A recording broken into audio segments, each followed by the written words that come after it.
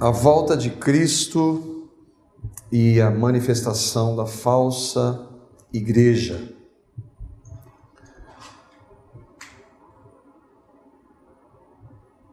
Eu queria ler um texto de um livro que eu ganhei de um irmão que fala da volta de Cristo. Esse irmão diz assim: nunca houve mais pecado, nunca menos arrependimento pelo pecado, nunca o juiz esteve mais próximo de vir, nunca houve tão pouca preparação para a sua vinda. E se o noivo viesse, quantos que se julgam suficientemente sábios e cheios de todo conhecimento seriam vistos como virgens loucas, sem um pingo de óleo da fé salvadora em suas lâmpadas? Atual ou não? 1611. Um puritano escreveu isso. Os puritanos eram aqueles conhecidos por buscarem uma intimidade com o Senhor. Nós tivemos há um tempo uma reunião dos irmãos e o irmão Sérgio, estão vendo ele aqui? Olha lá. Ele fez uma pergunta sobre qual seria o alvo da comunidade. E é óbvio que o primeiro alvo é aqueles que se reúnem aqui, aqueles que congregam conosco esta Assembleia. Mas também, pela graça de Deus, nós temos colocado desde o início os estudos na internet, e pela graça do Senhor nós temos, assim como esse e-mail que o Flávio trouxe, recebido muitas pessoas de vários lugares do Brasil e agradecendo ao Senhor por estarem ouvindo da palavra. E para nós é uma alegria muito grande. A maioria de nós não percebe, talvez, mas o que predomina hoje, e daí a fala desse homem, o Paul Washer, é que o falso infesta a igreja. Pela graça de Deus, e só pela graça de Deus, ainda que nós sejamos pecadores, aqui nós não estamos divulgando nenhuma heresia, nós pregamos a palavra Cristo crucificado. É só pela graça de Deus.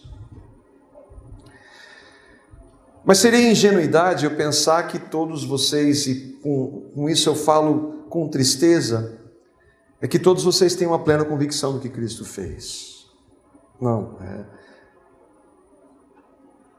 aqui todo mundo tem convicção absoluta do que Cristo fez. Eu gostaria de dizer isso com certeza, mas eu creio que não.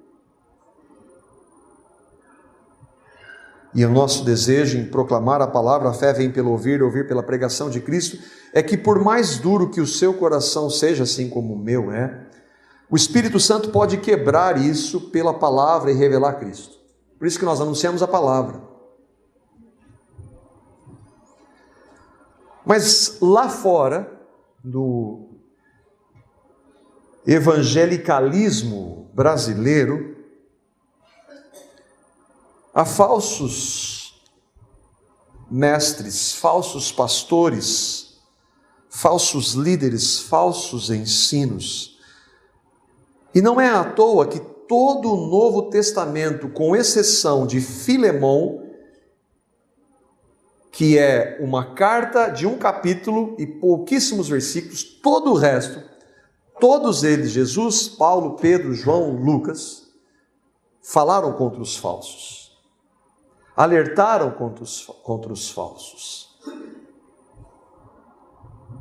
O princípio é provar os espíritos, examinar o que está sendo dito. A partir de mim e do Flávio, que temos ministrado aqui, você deve examinar as Escrituras. E uma das coisas que eu agradeço ao Senhor, a vida do Glênio, pastor Glênio, foi porque ele nos ensinou algo que não passa nada, tem uma rede aqui. E não importa quem vai falar.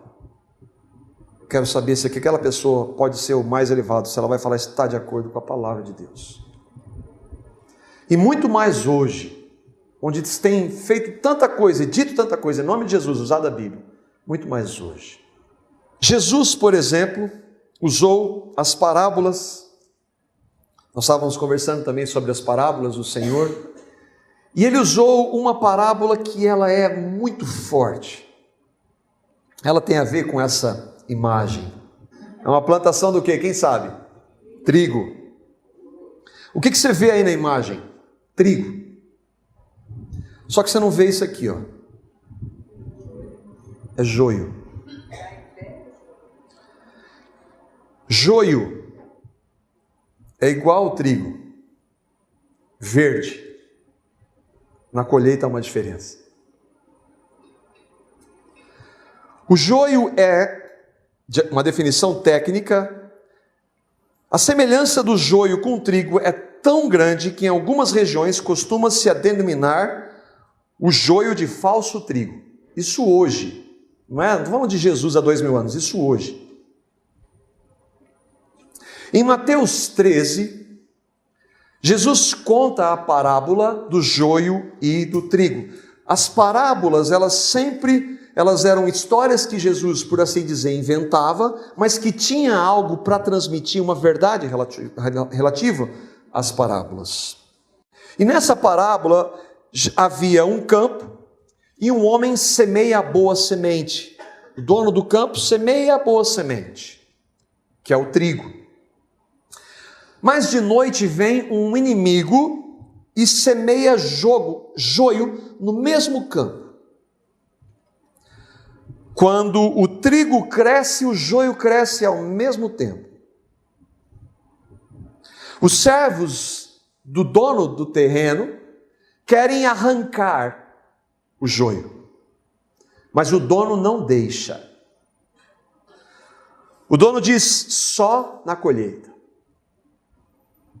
O que isso significa? Nós estávamos conversando também sobre isso. Algumas parábolas às vezes são difíceis de nós compreendermos, elas podem dar margens para algumas interpretações diferentes, mas graças ao Senhor que essa ele explica, então essa não tem erro. Mateus capítulo 13, os versículos 36 a 40, Jesus vai explicar. Ele contou a parábola e ele explica essa parábola para um grupo específico. Eu vou estar projetando os textos aqui, nós vamos examinar a Escritura. Mateus 13, 36 a 40 diz: então ele, Jesus, deixou a multidão e foi para casa. Os seus discípulos, havia uma multidão ouvindo a parábola, mas a explicação quem quer são os discípulos. Os seus discípulos aproximaram-se dele e disseram: explica-nos a parábola do joio no campo. Os discípulos querem saber. Ele respondeu: o campo é o mundo, e a boa semente são os filhos do reino. O joio são os filhos do maligno, e o inimigo que semeia é o diabo. Puxa, Deus não sabia? Não, Deus é soberano, nós cantamos. Tem um propósito para isso. Ele permite isso. A colheita é o fim desta era.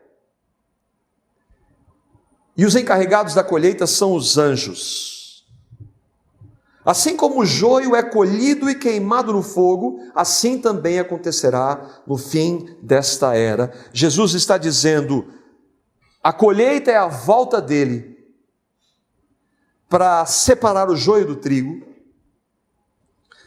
para destinar o joio para o fogo eterno e para levar o trigo, novos céus e nova terra que ele vai criar para eles.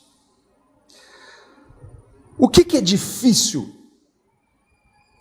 E com a imagem para retratar, é difícil a gente entender. Qual que é o ponto difícil? Identificar joio e trigo. O mais interessante é que o próprio trigo não identifica o joio. Os versículos 27 a 29. 27 a 29. Diz assim: os servos do dono do campo dirigiram-se a ele e disseram: o Senhor não semeou boa semente em seu campo? Então, de onde veio o joio? Um inimigo fez isso, respondeu ele. Os servos lhe perguntaram: o senhor quer que nós vamos tirá-lo? E ele respondeu: não, porque ao tirar o joio, vocês poderão arrancar com ele o trigo. O Senhor não semeou os filhos do reino? O Senhor não semeou aqueles que viriam a crer no Senhor? Sim. Como é que tem no meio do trigo falsos? Quem está percebendo isso são os anjos. O Senhor quer que nós vamos tirá-los? Não, porque vocês podem tirar o trigo junto com o joio. O trigo não identifica o joio. Isso é impressionante. Onde que nós vemos isso? Sabe, dentre aqueles discípulos, quem foi perguntar o que significava a parábola? Judas. Judas está lá. Os discípulos querem saber, mas tem ali no meio que nunca foi discípulo. Judas fez milagres. Judas pregou arrependimento. Judas andou com eles e eles nunca perceberam. Judas era joio. E se eles não perceberam, e nós? O que mais que nós vemos na palavra? Aqueles que no nome de Jesus expulsaram demônios, profetizaram, fizeram milagres, vão chegar diante de Jesus. Você acha que eles vão chegar para Jesus querendo enganar Jesus? Eles fizeram isso. Mas Jesus disse: eu nunca conheci vocês, vocês são joio. Será que eles achavam que eram cristãos? Nós podemos inferir isso no texto. O texto não diz, mas você não pode dizer que não seja isso. E tem um personagem, um homem, que se chama Demas, e que ele é citado 3 vezes no Novo Testamento, na carta de Paulo a Filemão, escrita mais ou menos no ano 60, na carta de Paulo aos Colossenses, escrito pouco depois, nós não sabemos com exatidão, mas talvez 1 ano depois, e na carta de Timóteo, escrita 5 anos depois, 2 Timóteo. Filemão, capítulo 1, versículos 23, Paulo está escrevendo para Filemão, que é um irmão em Cristo, e olha o que ele diz a respeito desse homem, Demas. Epáfras, meu companheiro de prisão por causa de Cristo Jesus, envia-lhe para você, Filemão, saudações, assim como também Marcos, Aristarco, Demas e Lucas, os meus cooperadores. Filemão, olha quem está te mandando um abraço. Lucas, trigo, nós sabemos. Marcos, trigo. Lucas e Marcos são autores de cartas no Novo Testamento. Aristarco está em Colossenses, quando Paulo escreve, preso com Paulo. Nós não sabemos mais nada sobre ele, mas podemos crer que ele era alguém do Senhor. Só que Paulo escreve para Timóteo depois, alguns anos depois, e olha o que ele diz sobre Demas em 2 Timóteo, capítulo 4, versículo 10. Eu estava lendo esses dias na manhã, e como eu, percebendo esse texto, eu comentei até com a Carla, olha como essa coisa acontece. Olha o que Paulo diz sobre o mesmo Demas. Ele escreve para os irmãos, para Timóteo e tal, e ele diz assim: pois Demas, amando este mundo, abandonou-me e foi para Tessalônica. Paulo não sabia quem era Demas. Mas quem diz que Demas não era cristão. A palavra diz que nós não devemos amar o mundo nem no que há no mundo, porque o amor do Pai, se alguém ama o mundo, o amor do Pai não está nele. Paulo não sabia, Pedro não sabia, João não sabia.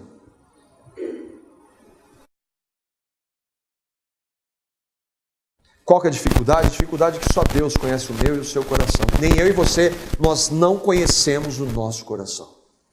Ele é desesperadamente corrupto. Demas abandonou. Apostasia. Abandonar. Apostasia, budista não é apóstata. Muçulmano não é apóstata. Espírita não é apóstata. Apóstata é aquele que professa-se cristão, está no meio da igreja e abandona a fé. O seu ensino, vida e práticas são contrárias à fé bíblica. A apostasia começa de maneira sutil. 2 Tessalonicenses, capítulo 2, versículos 3 a 7. E aqui a gente entra propriamente no estudo. Acho que eu estou dentro do meu tempo de introdução. Paulo está escrevendo para a cidade de Tessalônica. Aqui a gente tem uma imagem de ruínas da Ágora, onde as pessoas se reuniam para falar sobre várias coisas, política, dentre elas religião. Paulo escreve essa carta para os irmãos da igreja de Tessalônica, que é hoje na atual Grécia. O próprio Paulo plantou aquela igreja lá, em Atos 17 diz isso. No ano 50 depois de Cristo, mais ou menos, ou no ano 51, ele escreve a primeira carta para os irmãos de Tessalônica. Ele havia plantado e pouco depois ele escreve a carta para aqueles irmãos. Um ano depois ele escreve uma segunda carta, que é a segunda carta de Paulo aos Tessalonicenses. E aqui nós vamos ler do versículo 3 a 7 qual era o contexto daquela igreja. E por que o que vai acontecer no final com a igreja é importante, preparando para a colheita. E que não tem nada a ver com o que a gente tem ouvido hoje aí fora. E que eu e você precisamos tomar muito cuidado, porque nós somos influenciados por isso. Olha o contexto da igreja, 2 Tessalonicenses capítulo 2, versículos 3 a 7. Paulo escrevendo para aqueles irmãos: Irmãos, devemos sempre dar graças a Deus por vocês, e isso é apropriado, porque a fé que vocês têm cresce cada vez mais. O ponto é, qual fé? Compare a fé deles com a fé que a gente ouve hoje. E muito aumenta o amor que todos vocês têm uns pelos outros. Por esta causa nos gloriamos em vocês, nos alegramos pela fé que vocês têm, Paulo está dizendo, entre as igrejas de Deus, pela perseverança e fé que mostram em todas as perseguições e tribulações que vocês estão suportando. A fé de vocês não está baseada no que vocês têm. A fé de vocês não está baseada em vocês não sofrerem.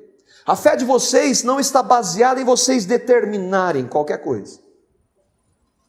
A fé de vocês não é uma fé de vitória. Vitória, determinando vitória, cantando vitória. A fé de vocês está nas tribulações e perseguições que vocês estão suportando por amor a Cristo. Tem gente morrendo no meio de vocês, tem gente que não nega a Cristo pela pressão do governo sobre vocês, vocês continuam proclamando Jesus mesmo diante da perseguição.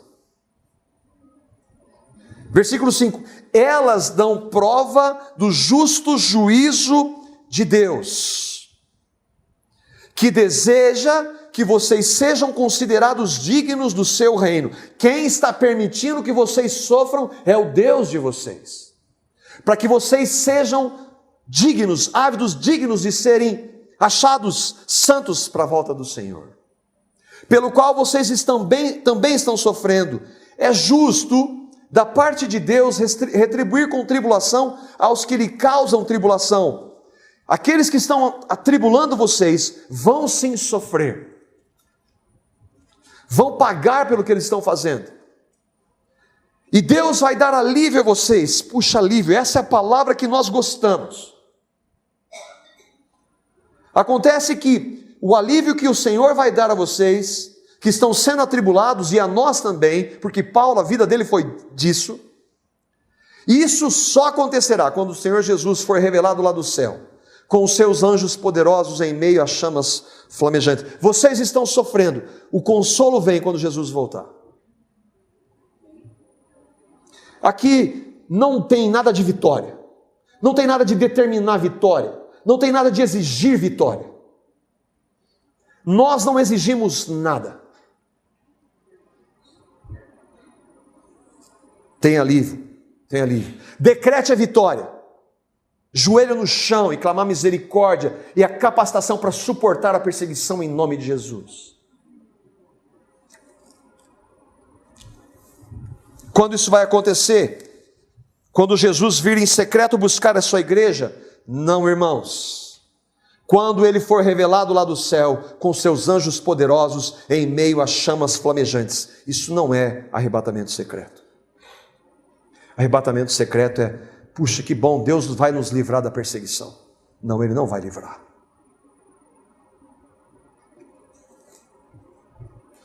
O que os crentes de Tessalônica estavam passando, irmãos, de acordo com o que nós lemos? Sofrendo por amor a Cristo. E você sofre por causa do Evangelho? Não igual eles, irmãos. Ninguém aqui sofre. Ninguém aqui sofre. A partir de mim, ninguém aqui sofre.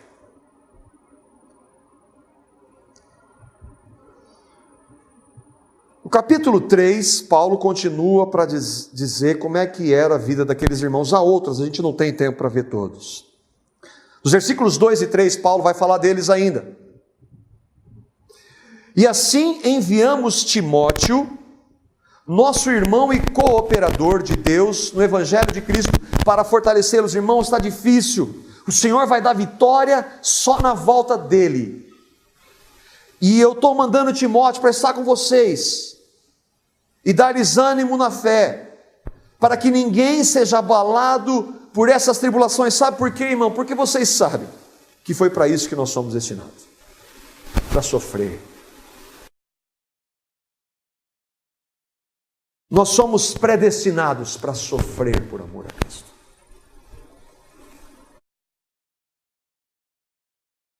Na sexta nós conversávamos aqui na reunião de oração alguns dos erros que têm acontecido. Eu converso às vezes com alguém que crê no Evangelho e fala assim, mas Marco, nós somos chamados para uma vida abundante. A vida abundante não é saúde. A vida abundante não é dinheiro. A vida abundante é cheia do Espírito Santo, capaz de suportar tribulações e perseguições para a glória dele. A vida abundante não é determinar, não é exigir. A vida abundante não é um evangelho triunfalista, que você não ouve, não se admite sofrimento. Se você está sofrendo, é falta de fé. Você não ouve isso. Os cânticos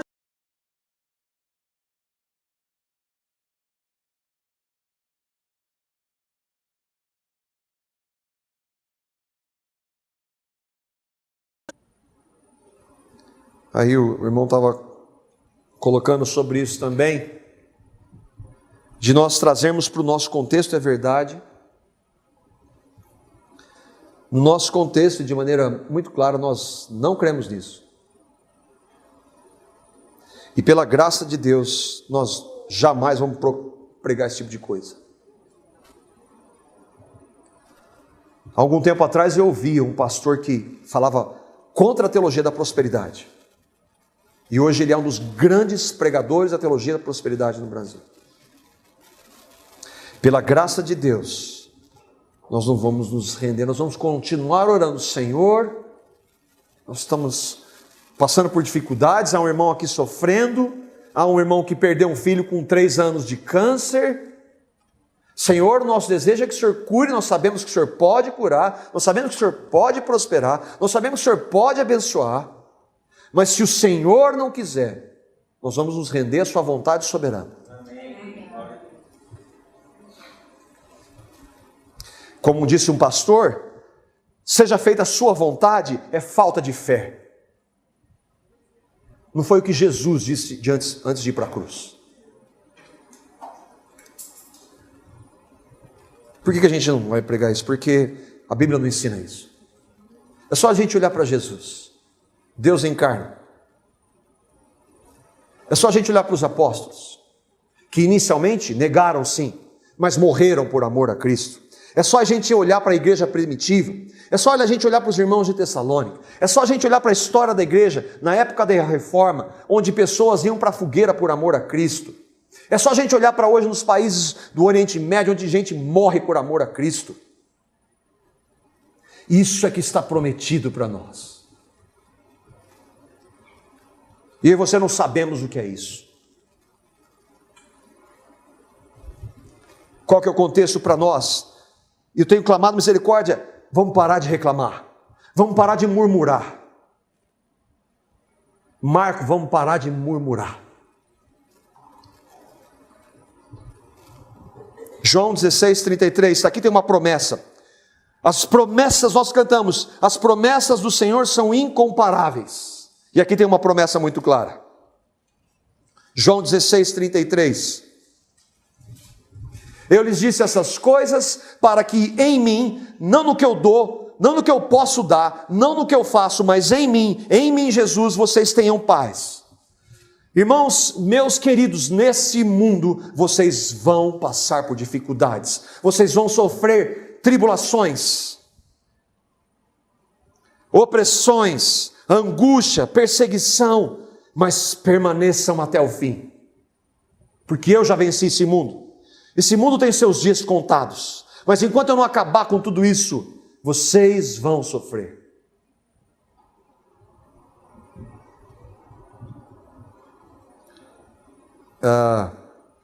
Pela graça, é para nós isso, e para aqueles que têm ouvido também na internet. Se você está em algum lugar que está ouvindo esse monte de asneira, a minha sugestão é: sai desse lugar. Isso tem nada a ver com o Evangelho. Mas e o que tem a ver conosco? Eu e você, nós não estamos passando por isso. Eu e você devemos clamar: Senhor, fecha a minha boca. Livra-me de murmurar, Senhor. Livra-me de reclamar, Senhor. Me capacita a aceitar a sua soberania. Me capacita a aceitar o sofrimento que às vezes o Senhor permite, porque a tua palavra diz que o Senhor usa o sofrimento para formar o caráter de Cristo em mim.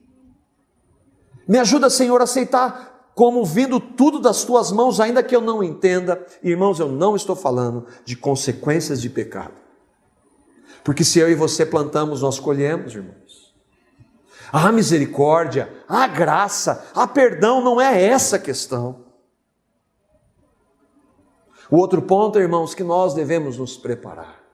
Nós devemos andar em intimidade com o Senhor. Imagina se fôssemos nós, lá no Oriente, irmãos. 2 Timóteo, capítulo 3, versículos 10 a 12. Irmãos, a palavra diz para em tudo nós darmos graças. Em tudo nós darmos graças. Mesmo naquelas coisas que nós gostaríamos que acontecesse e não estão acontecendo. Senhor, eu não entendo. Senhor, o meu desejo é esse, o Senhor sabe. Mas, Senhor, eu te dou graças por todas as coisas. 2 Timóteo, capítulo 3, versos 10 a 12. Mas você tem seguido de perto o meu ensino. Paulo está falando mais uma vez, para um irmão, para um pastor. Você tem seguido, Timóteo, de perto o meu ensino? O que é que Paulo está falando, da minha conduta, do meu propósito, da minha fé, da minha paciência, do meu amor, da minha perseverança, as perseguições e os sofrimentos que enfrentei, coisas que me aconteceram em Antioquia, Icônio e Listra, quanta perseguição suportei, mas de todas essas coisas o Senhor me livrou. E aí ele diz, algo para Timóteo e algo para nós. De fato, todos os que desejam viver piedosamente em Cristo serão perseguidos. Tudo está relacionado a uma vida de dependência total do Senhor e de busca de intimidade com Ele. Eu queria sugerir para você, tem um estudo do John Piper, é um estudo muito popular hoje nessas igrejas. O título é bastante motivador, é Você vai sofrer. Você vai sofrer. Ouça o estudo.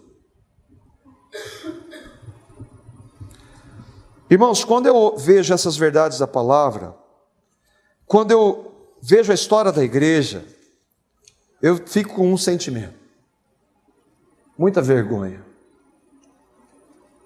Muita vergonha. E clamando ao Senhor, tem misericórdia de mim, Senhor. Me capacita a viver para a sua glória. O que isso tem a ver com a volta de Cristo, a manifestação da falsa igreja? Vamos voltar para a 2 Tessalonicenses. Nós vamos ler dos versículos 1 a 12. O ponto é que o que tem para a verdadeira igreja não é o triunfalismo. Eu não vou dizer para você que você vai ter vitória naquilo que você gostaria, eu não posso fazer isso.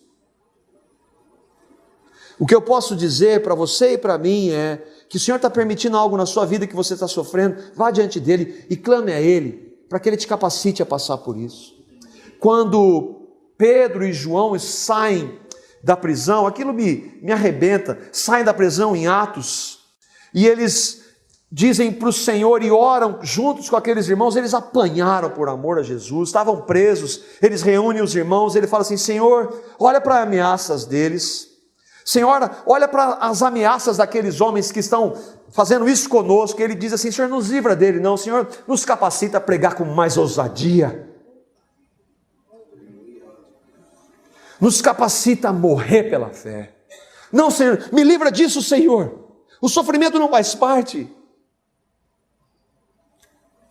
2 Tessalonicenses capítulo 2, versículo 1. Paulo vai falar da volta de Cristo, que era a certeza de que naquele dia, aí sim nunca mais vai haver sofrimento nenhum.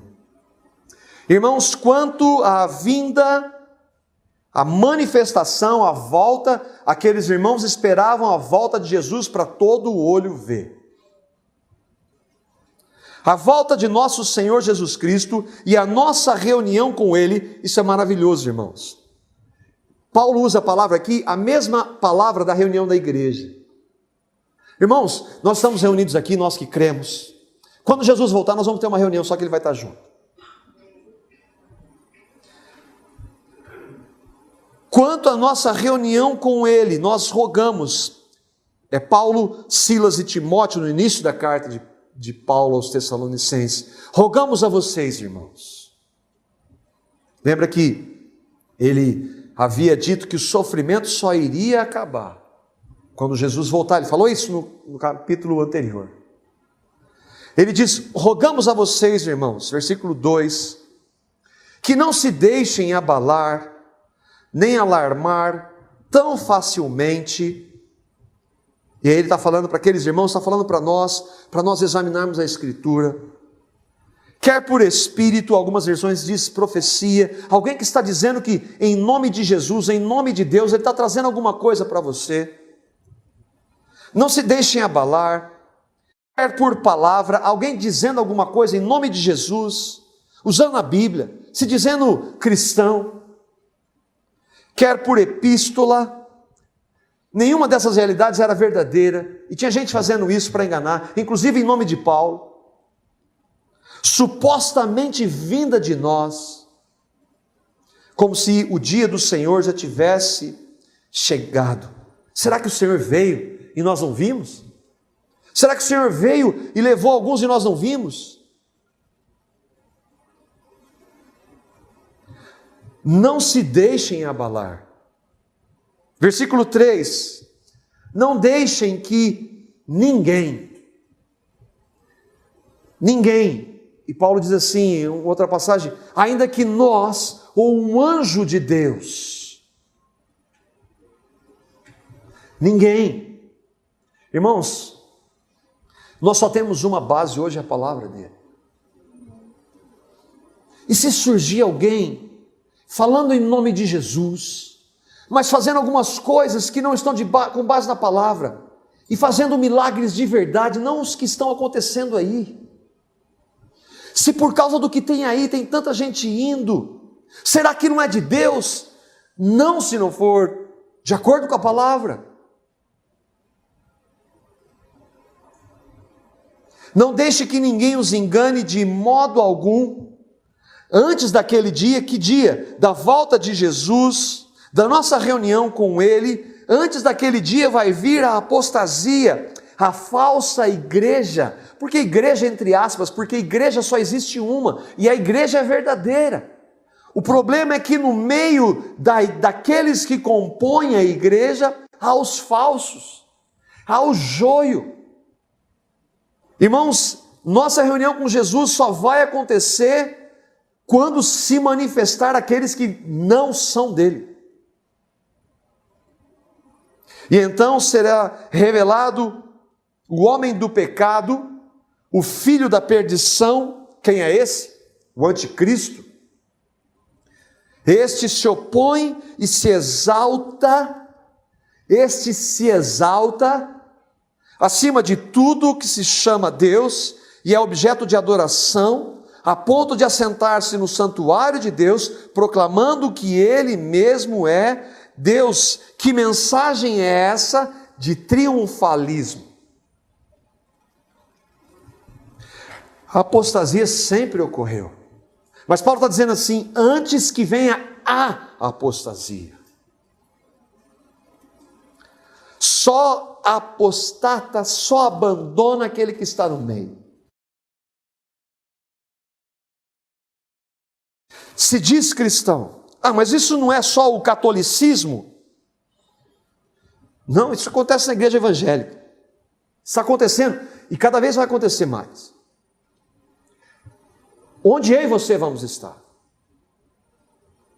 Eu já conversei com gente aqui, dizendo que, não, eu estou ouvindo tal apóstolo. Não é apóstolo.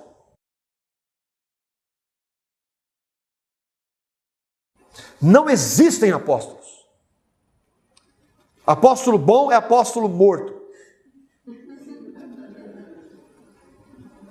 Eu vi essa do irmão Nicodemos, essa foi boa, né?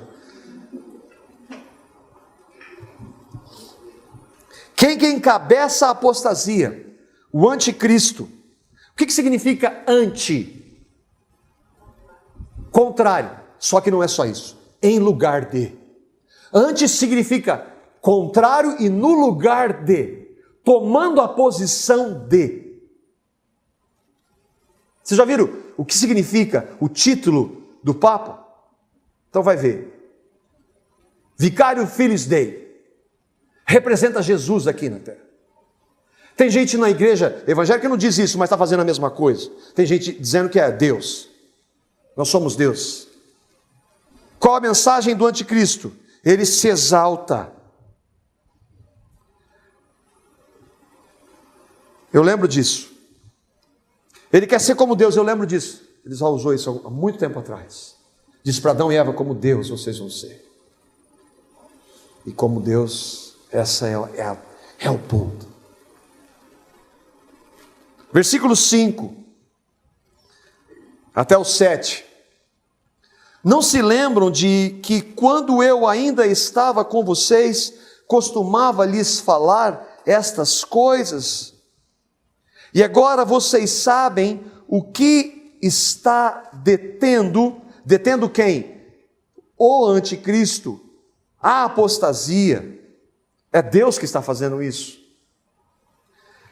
Para que ele, o anticristo, seja revelado no seu devido tempo. Ele está debaixo do controle de Deus, do relógio de Deus. Deus está permitindo que a medida da iniquidade do homem se eleve. Ele já fez isso em outras ocasiões. Ele já fez isso no dilúvio. Ele já fez isso em Sodoma e Gomorra. Ele vai fazer isso de novo. A verdade, versículo 7. A verdade é que o mistério da iniquidade já está em ação, ou já opera, restando apenas que seja afastado aquele que agora o detém. Irmãos, está ruim? A gente não tem ideia de como vai ficar.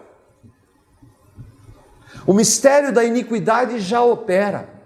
Onde? Lá fora, é claro, e no meio da igreja. Ele não está falando de apostasia, associando a apostasia diretamente ao filho da perdição.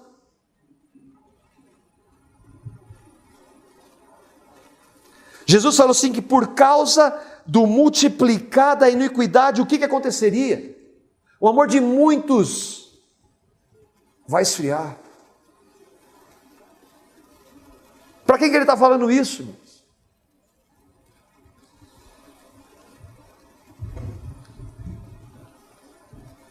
O mistério da iniquidade já está em ação. 1 João capítulo 2, versículos 18 e 19. O que tem a ver o anticristo com a apostasia? Qual é essa ligação tão direta? João está explicando aqui.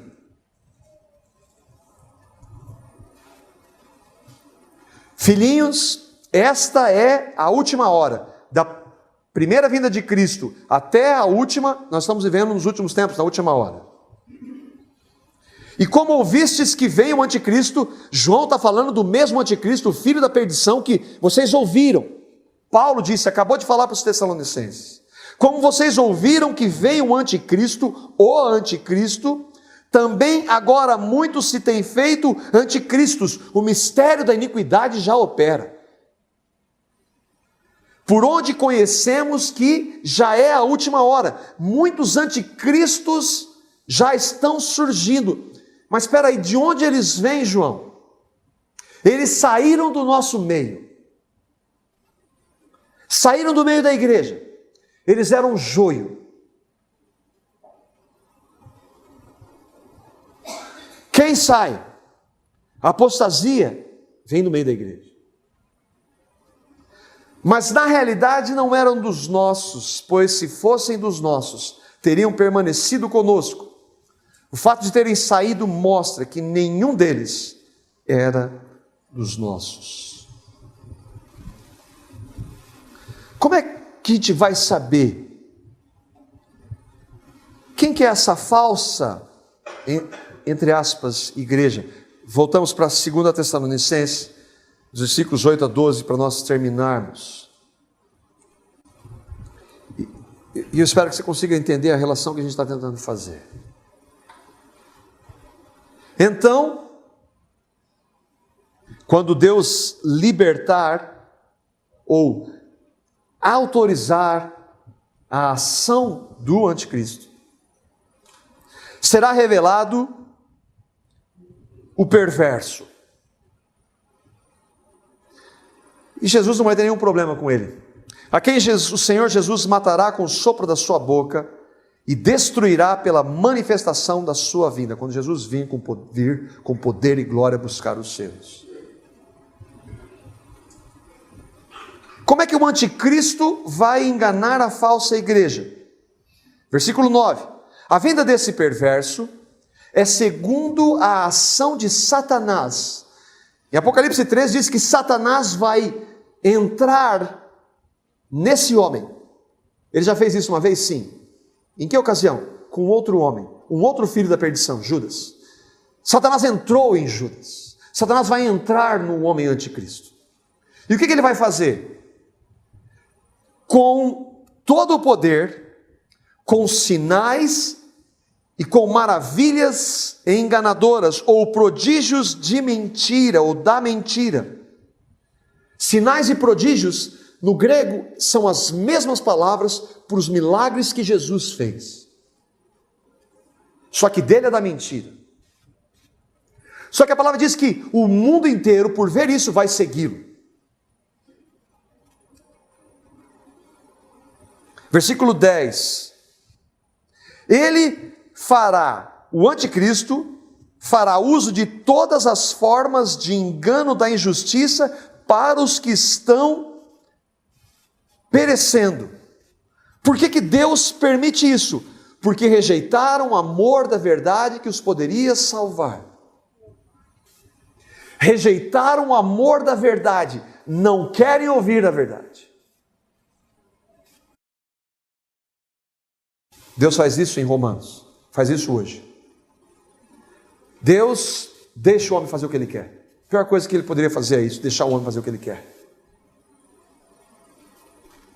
Por essa razão, e aqui já é demais, porque essas pessoas vão rejeitar o amor da verdade, a única verdade que pode salvar. Deus vai usar e permitir que Satanás faça, por meio de anticristo, sinais e prodígios da mentira. E não somente isso, o próprio Deus enviará a operação do erro para que creiam na mentira. Vocês rejeitaram a verdade, então eu, Deus, vou permitir para que esse homem faça isso, e aí então vai todo mundo seguir.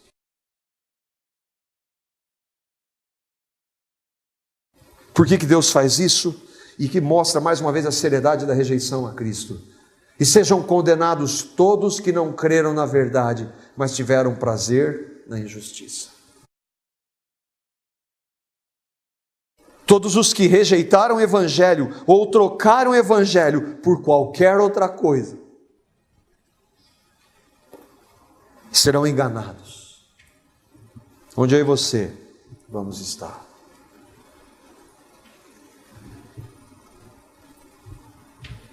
Para eu e para você aqui, a palavra diz que nós somos pecadores. Nós não somos boas pessoas. Nós não temos nenhum direito diante de Deus. O que nós tínhamos por direito era o inferno, mas Ele, por amor e de graça, nos tirou do caminho do inferno e levou o nosso pecado lá na cruz. Nós somos chamados para uma vida de santidade, somos chamados para uma vida de semelhança com Ele, Ele que desceu da sua glória, Ele que não tinha onde reclinar a cabeça, Ele que não tinha o seu reino nesse mundo, Ele que disse para nós não amarmos o mundo, nem as coisas do mundo. Nós somos chamados para viver essa vida. Se eu e você cremos no Senhor, nós devemos orar: Senhor, me capacite a ver as tribulações de forma diferente. Me capacite a te dar graças. Irmãos, a palavra, ela tem é uma espada que corta dos dois lados, ela está cortando aqui. Tenho conversado com a Carla sobre isso. Senhor, misericórdia, livra-me de murmurar.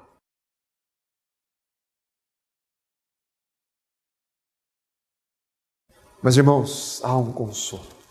Um dia, isso não é linguagem figurada, isso não é uma metáfora. Jesus vai vir com poder e glória, todo olho vai ver, todo joelho vai se dobrar e vai reconhecer que Jesus Cristo é o Senhor. Nós vamos estar para sempre com Ele. Paulo diz: o que é a nossa momentânea e leve tribulação? Irmãos, Paulo sofreu muito, e para ele era leve e momentânea. E nós, irmãos? O Senhor nos ajuda e nos capacita a ver de maneira diferente as tribulações, as dificuldades que o Senhor permite. Capacita-me a te glorificar quando o Senhor permitir dificuldades, não importam quais sejam elas, para a sua glória.